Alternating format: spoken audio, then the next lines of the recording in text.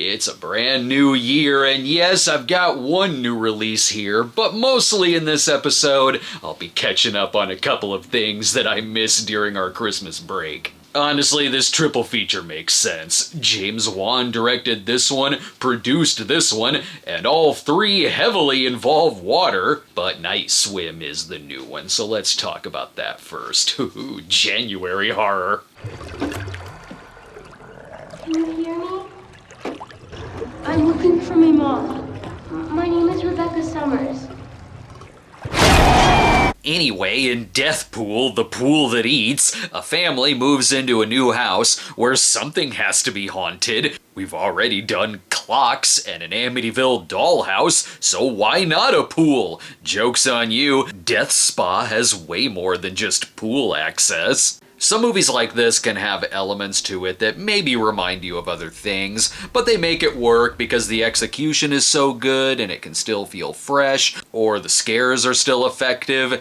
Not this. This is a movie where the pool is just a giant stew of a lot of plot points from better movies. Like if the pitch meeting was, what if the pool from Poltergeist was finished? You've got sequences where it's like Pennywise is luring kids in the pool drain. Then it might be burnt offerings for a scene. But what I was not expecting was for it to lift a scene from The Natural, so I kinda give mad respect for that. I like that Wyatt Russell starts out this movie like he's in an inspirational sports drama. He's a former pro ball player who has MS, but then the pool cures him and he can hit sweet home runs again. Only if instead of him being Roy Hobbs, he's George Lutz and gets obsessed with the pool and more possessed as it goes on. At one point he has to choose between pool and family.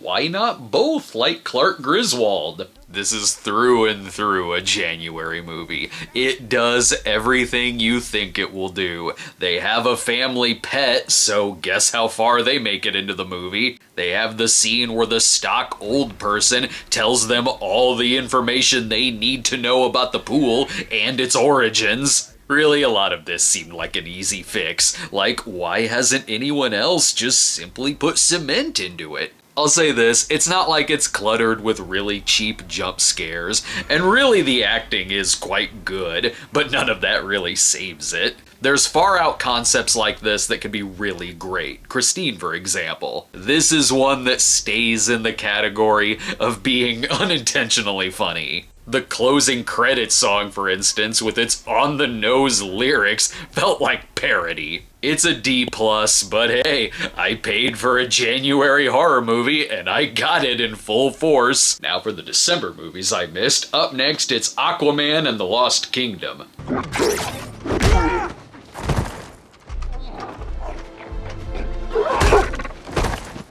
Alright. Good job, little brother. High five. No. Alright. Good job.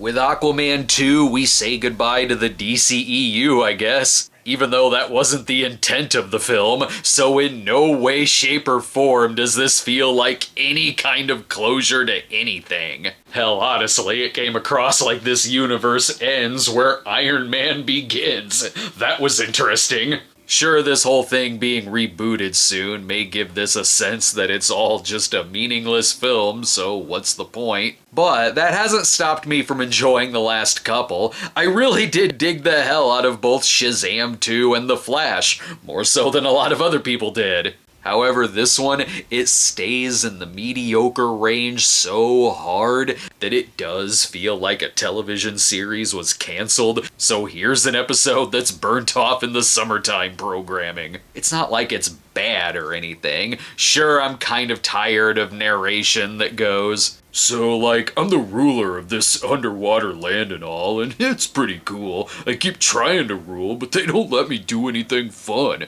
And then, like, this big beast thing came in here, and whatever. That said, I've seen things do that way worse. It really only happens, like, twice here. There'd be lame jokes here, but they don't bombard you with it. Even if a lot of the other dialogue is still terrible. Though I like the Brine King a lot. And I could see a character like this being written as incredibly annoying with an out-of-place voice and something else. but he works in these movies. It has a pace that is too quick to where it feels like there was a lot of editing going on. It's a lot of, we're here, now we gotta go here, exposition, exposition, exposition. Like they didn't expect it to do well, so they chopped it down to exactly 2 hours. It has that vibe. Although one part I appreciated that. There's a jailbreak here where one says, let's bust him out. And I thought, oh great, is this gonna be like a 30-minute detour? And no, they bust this person out like that.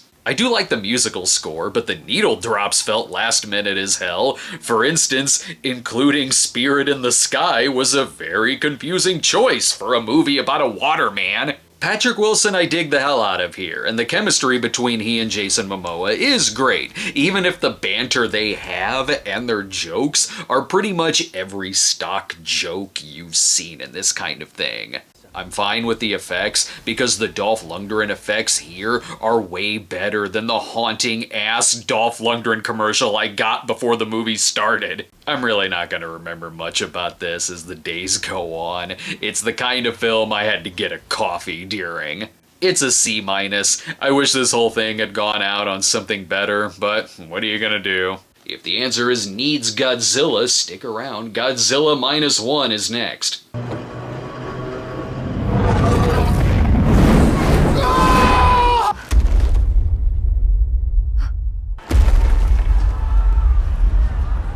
I am so glad I finally caught this before it left our screens. Sure, I love the silly Godzilla movies, and the more serious, villainous Godzilla ones too. All depends on my mood, of course. Like James Bond, am I in a Living Daylights mood or a Moonraker mood? But if the mood you're looking for is Godzilla back to being a colossal dick, you got it here. Set in 1940s post-war Japan, it's Godzilla going back to his roots of the 1954 original, or hell, even kind of a better Godzilla Raids Again. It's been a while since I thought this, but Godzilla is terrifying here. It's not so much he'll pick you up with his teeth to swallow you, but more so he'll just chuck you across the field, and he'll go out of his way to step on your house. You know he's showing up when a random subway car flies into the shot.